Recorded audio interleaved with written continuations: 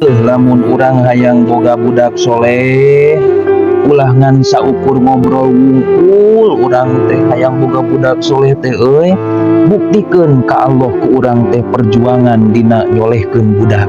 Buktikeun da butuh pembuktian.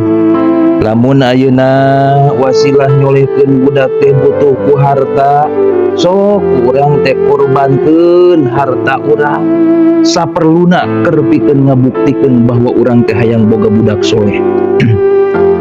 Butuh tanaga, lamun ayeuna jadi wasilah budak teh soleh ku tanaga, sok kerahkeun tanaga urang teh keur nyolehkeun budak.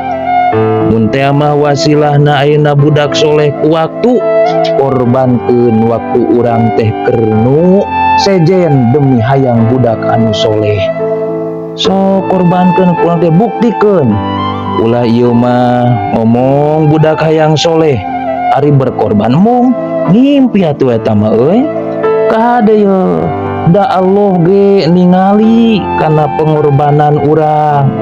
Sakumaha urang berkorban hayang murang kali soleh, budak hayang soleh, sakitu Allah maparinan tah kasolehan kuna kanu jadi budak pun ningali pengorbanan nu jadi sepuhna hayang budak soleh teh.